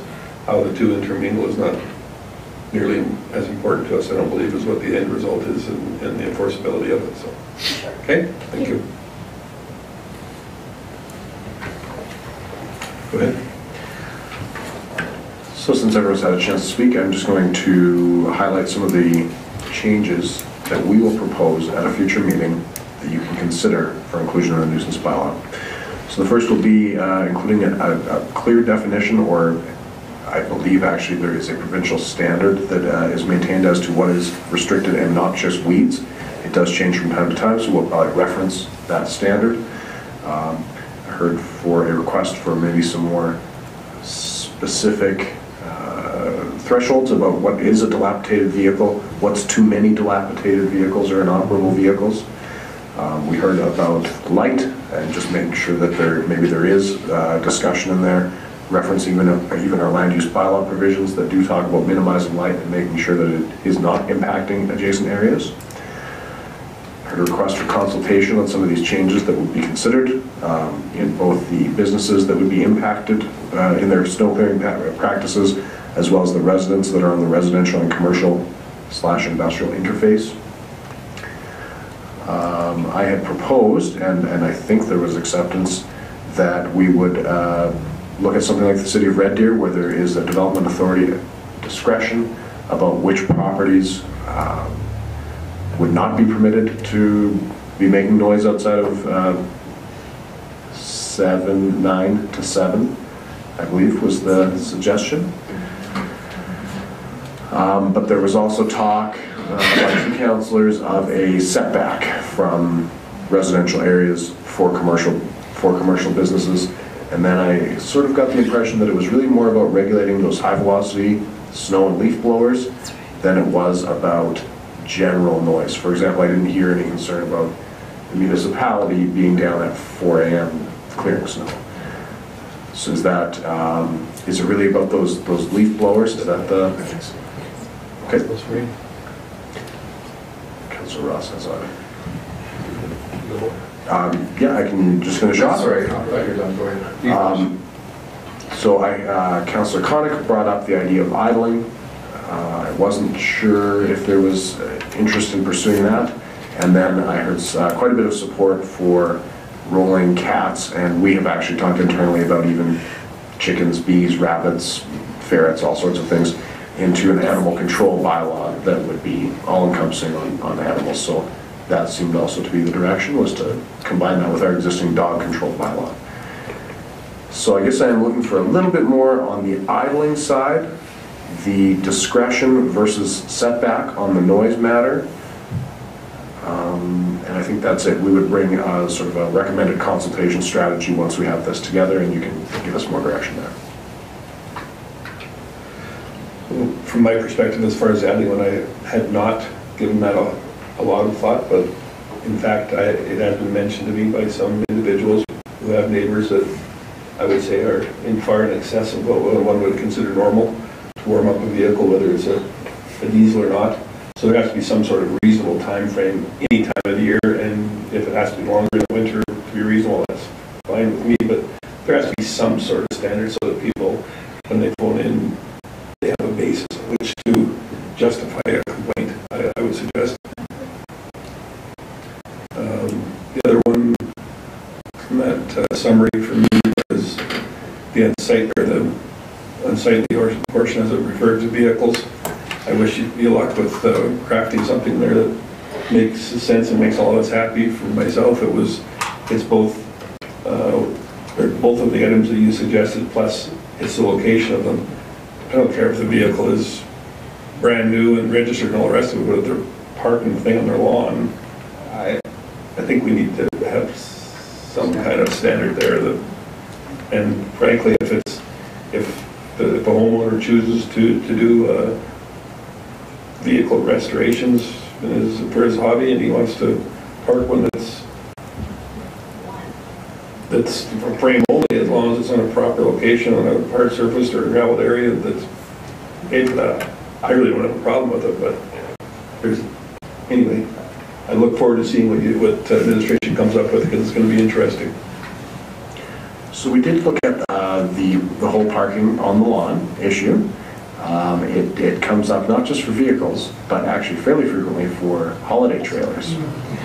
And many of the municipalities we looked at have regulations that restrict the parking of holiday trailers on the front of the property, certainly on lawns.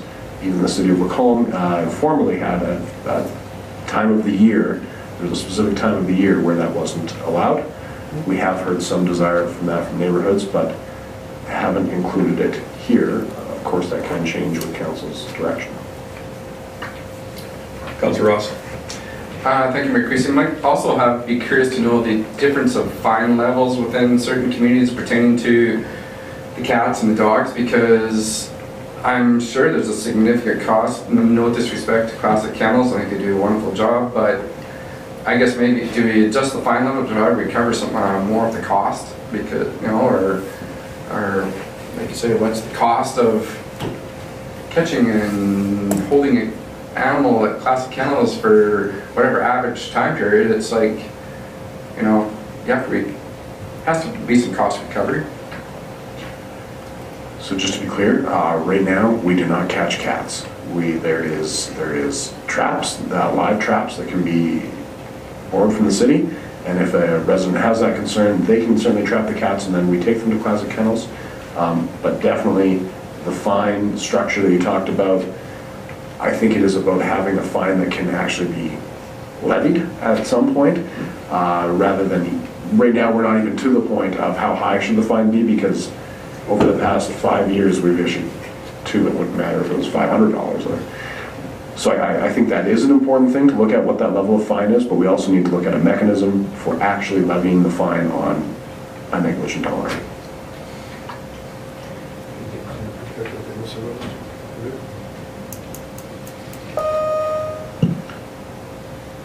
Councillor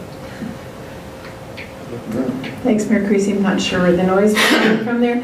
I'm further to CEO Gowdy's list. I am serious about changing the name of this bylaw, but I'm just scrolling through all the names of the bylaws, and I guess I just feel like the bylaw should be, the name of it should be more about the behavior we want to see, not nuisance bylaw. But that's why I guess I like the community standards one, but I get it that that's more about people. This is more about stuff, I'm thinking. So could you dream of a different, I'm just asking you to dream tonight. I'm not giving you any good information. I'm just saying, could you think for me and change the name to be City Beautification Bylaw, or something that says a more positive view of the city? I think you could. I would actually recommend considering rolling it in with your community standards bylaw. Our community standards bylaw specifically says it is here to prohibit certain activities, to prevent and compel the abatement of noise, nuisances, unsightly premises, public disturbances, and provide a curfew for minors. So the only issue there is that the Lacombe Police Service, in their current memorandum of understanding, only enforces this bylaw, and it doesn't have a lot of those other things like unsightly properties in there. And so I think when you update that memorandum of understanding, which is overdue anyway, you would just make reference to specific areas of the overall community standards bylaw that they would or would not have a responsibility for enforcing.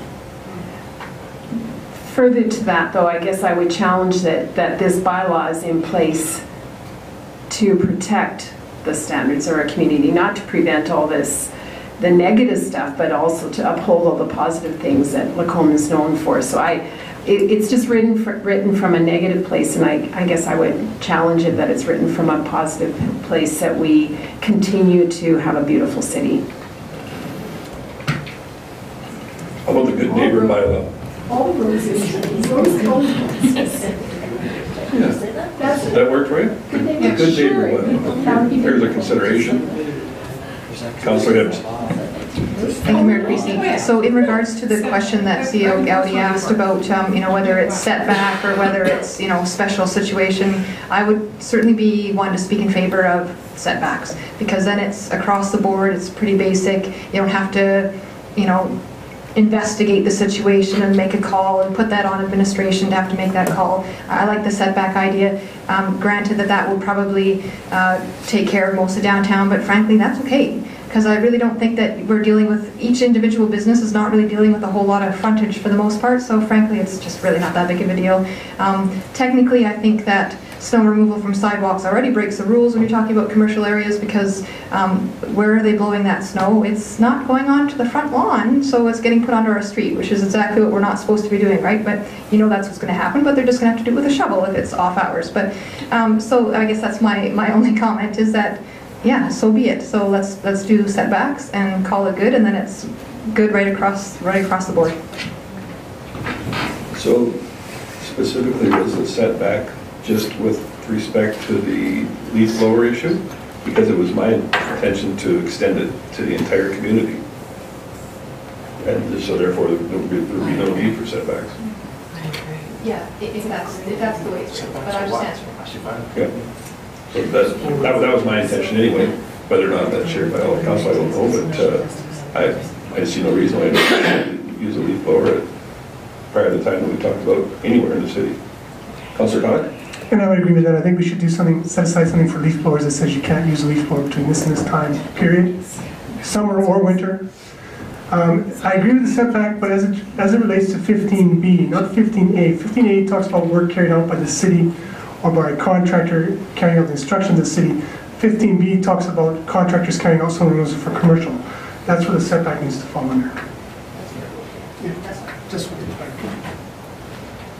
Councillor Goldrum? Thank you, Mayor Creasy. I would disagree with the leaf blower across the city. When I was at Co-op Cardlock, we used it to clean around the pumps, and certainly before 7 a.m. and different times, because shovels didn't work very well. We used leaf blowers to do that, and there's certainly in that case there was nobody that would be affected by that. So I think like service stations and places like that use leaf blowers all the time, and to restrict them to that time frame may not be a good idea. Councillor Ross? Thank you, Mayor Creasy. I echo Councillor Goldson. I'm more in favor it's time specific, because I think a lot of these contractors have a tremendous amount of places to get to, and it's efficient. To compromise to them to be specific to time, I think then it gets to be, if a business all of a sudden is within a residential area, then you're, for example, further west of or across from the Outreach, you've got another business, then you've eliminated all that area, which is down the street from the retail area. So I think that setbacks gets to be more challenging for administration. I think time frame is more compromising.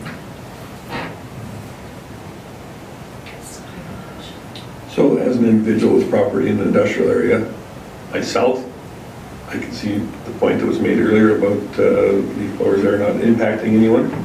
I don't have a problem with them being outlawed or being not in use from that time frame at all.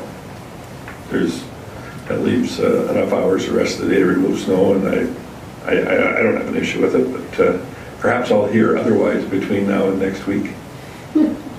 Councillor Hibbs?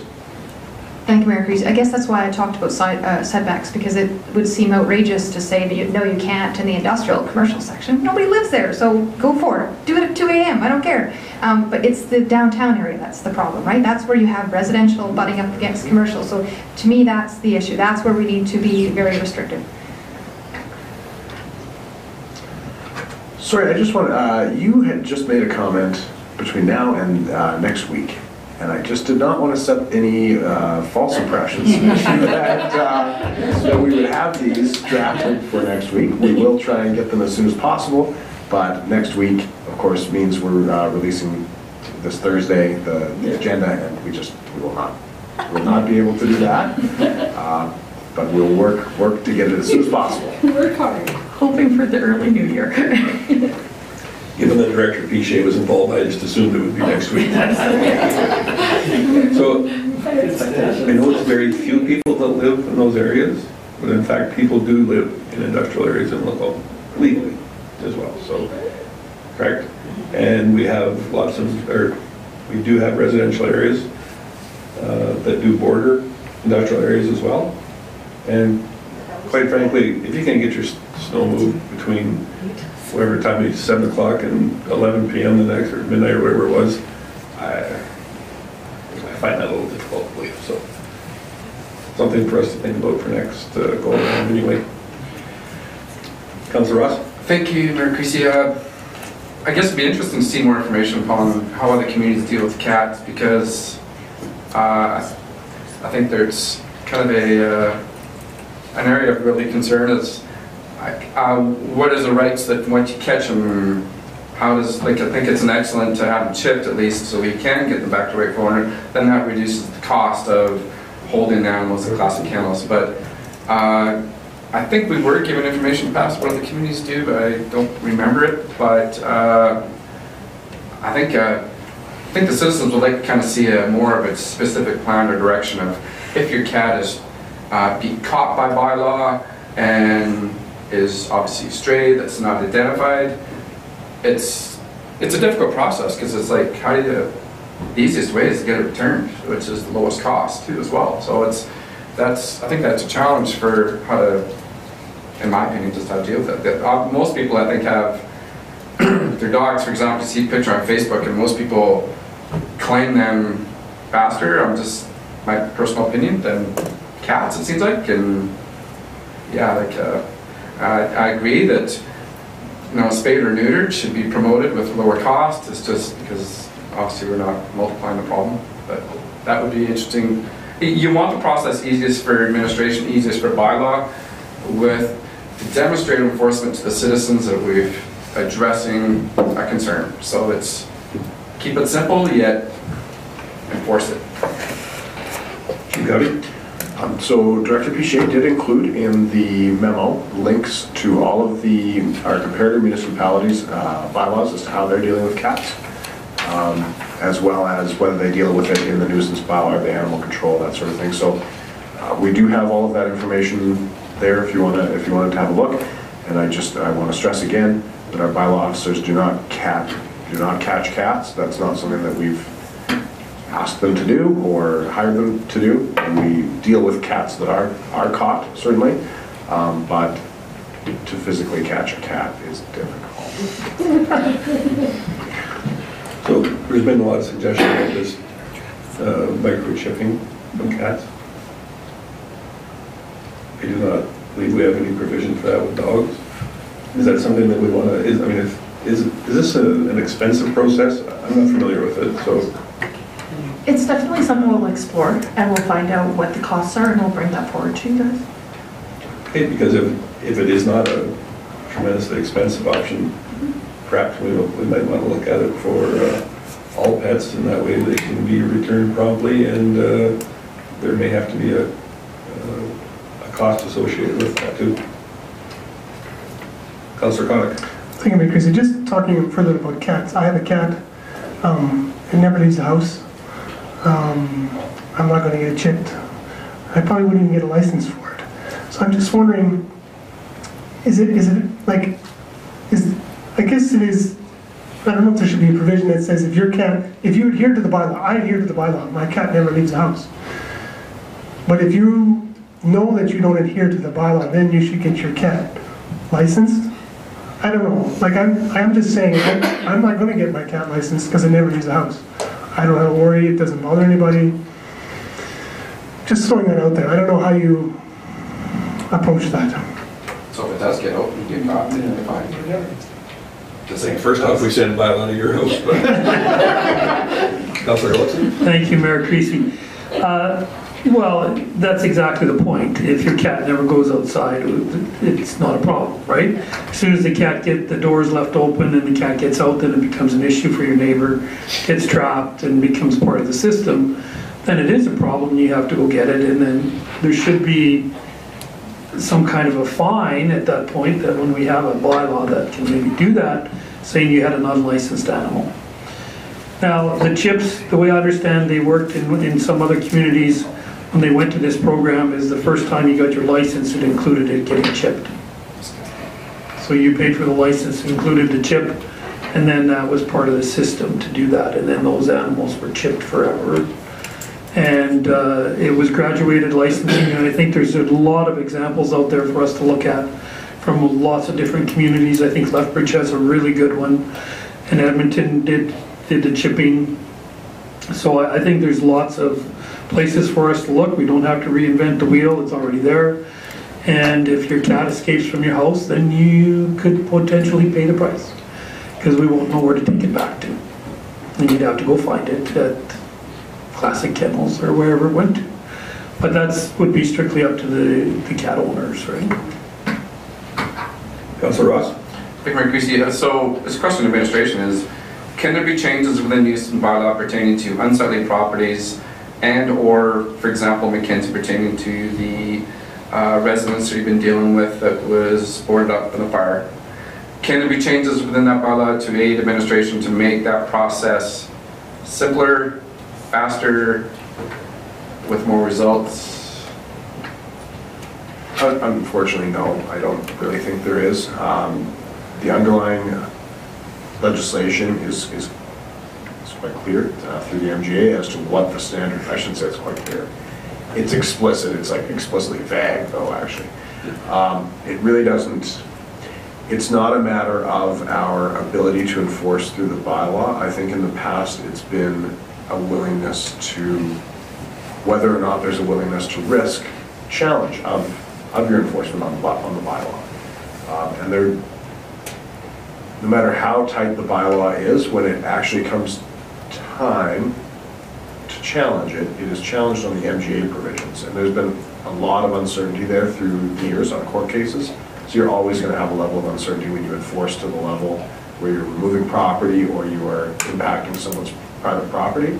There is necessarily a very high standard of expectation for the municipality, which I think can still be addressed through our existing bylaw without a substantial change to the wording.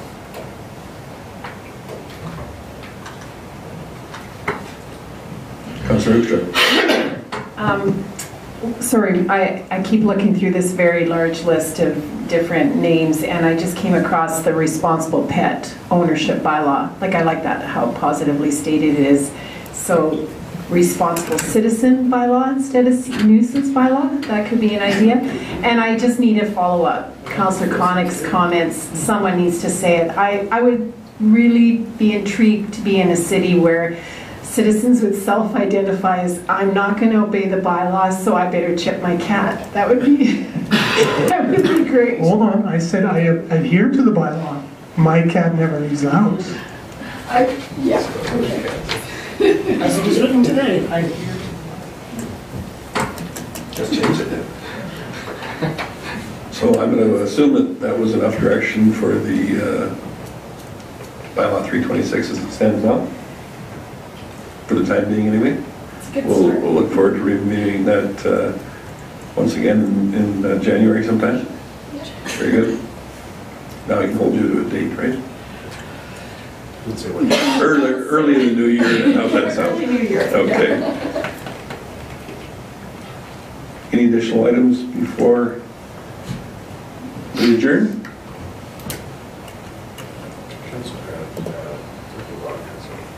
Director Vaughn, go ahead. Thank you, Mayor Creasy. I just want to return to the earlier discussion, Councillor Ross and Councillor Hoekstra about grandfathering for the Lacombe days. I went back and looked at the presentation, that letter that the group provided on October 9th. And in fact, in there, they did ask for the grant of $25,000, which is in the 2019 budget. But additionally, they were asking for additional days of grandfathered use at the LMC and the arena. I wasn't part of these conversations, and so I will go and ensure that those numbers were inserted into the grandfathered amount. I don't believe they were, but we'll bring that information back on the 10th when you're considering this item as a whole. So I just want to clarify that. Very good, thank you. Councillor Ross? Yeah, thank you, Mayor Creasy. I kind of, in my opinion, and all due respect, that was two separate. Rosanna Correttis representing Lacombe Days. My interpretation is that as a separate presentation than what the discussions we had in the budget, when maybe that was, and my apologies if I assumed it to be the same, but my direction of grandfathering was separate from the presentation from the Lacombe Days. This is what my intentions was to come across, so my apologies if it created some confusion. Councillor Connick. Just a real quick question on snow removal. So last night, what time did they start? Did they start, just curious, like did they start at midnight or 1 or 2? Or did they, do you know? I don't know. Maybe Director Thompson has checked in this morning. I unfortunately, I don't know the exact time, but I do know they did run a night shift last night, and we'll be doing another night shift tonight. Certainly we can look into the time they got started, but I don't have the information from me right now. Yeah, I was just curious. I was thinking about after the snowfall. Is it a case where they start at 11 p.m. and then they take Friday off in day of lieu? And how does that? I was just curious. I was just thinking how do we be proactive? Like how do we get on top of those type of snowfalls, and when do we start? And just curious. So typically we do, double shift. Of course, we only have so much equipment. But so then we double shift until we're done priority 1s, and usually priority 2s. Priority 3s are done through normal shifting. That's Ross. Just I might be a little more proactive. That's going on comment is, you know, we take some scrutiny that, I'm sorry, is completely unreasonable at times, but perhaps on Facebook, even just to say city crews started at 12 o'clock, because you get the negative scrutinizing individuals that are not informed. And I'm sorry, but I think it's pointless for us to call at times administration to ask petty information just to pass on to some negative scrutinizing individuals that perhaps on Facebook you can put city crews started snow removal at midnight. You know, it kind of shows that the city is trying to go a step above and beyond, that we are being proactive, and I just don't think people know that. And when they've done a lot of work today and through the night, they deserve credit. Like, I think sometimes it could be made public. It's a wonderful suggestion. I'm sure that our administration will see their communications officer adds that to the list of items to put forth in that site. Councillor Hibbs. Thank you, Mayor Creasy.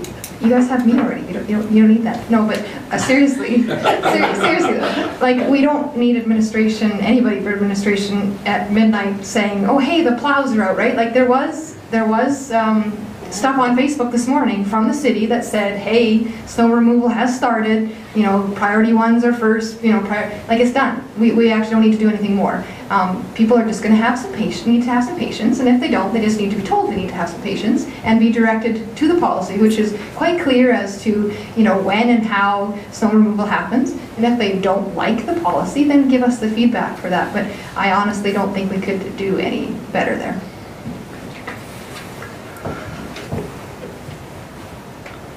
Councillor Gullickson, did you have something? Sure. Your light's not on. It was on. There you go. You shut me off. Thank you, Mayor Creasy. Whoa, you did it again. Well, that time I did it on purpose. Thank you, Mayor Creasy. I disagree a little bit. I think it would be nice if we put that on there, that a snow removal has started, and we could have just added that 12, you know, started at 1 a.m. or whatever time they went out there. I think it just would be to give our public works credit where credit is due. Also, I think it would be nice if it was posted, and it may be, I don't really look at Facebook that much, to say when the requirements for your sidewalks to be done, when the 48 hours will start. Because I think that's important. Some people don't know exactly when that starts. Is it when the last snowflake hits, or is it from Sunday morning? So we'll certainly put some general information. I think we might have already posted some of that, actually. But we can put the general information. We can't really say, you know, your snow has to be cleared by Wednesday at 4:30, because if it starts snowing again, that resets, and so people do have 48 hours from the end of a snowfall to clear it, and it may be a 3 or 4 day snowfall that we can't predict sometimes. But we did put information out already, yes. We have put information out. It's a question you commonly get sometimes. Director Piche, did you have some additional information as well? I was just going to say, as long as there is no other snowfall, we will be starting to do some patrols around Wednesday morning. Is what the plan is. Wonderful. Councillor Gullickson. Didn't kick me off, that's good. Yeah, and I just, like, I know there's a couple of city sidewalks that aren't done yet, and the comments were, when are they going to be done? I mean, some of the main ones were done, but it just, to me, I just said that 48 hours isn't done. Wait till that's done. So I think that concludes our business for this meeting, and I would entertain a motion in that regard for adjournment. Councillor Hoekstra, go ahead. So moved. Thank you very much. Just a reminder, we have to have our reports in on Wednesday. Thank you. You don't have more.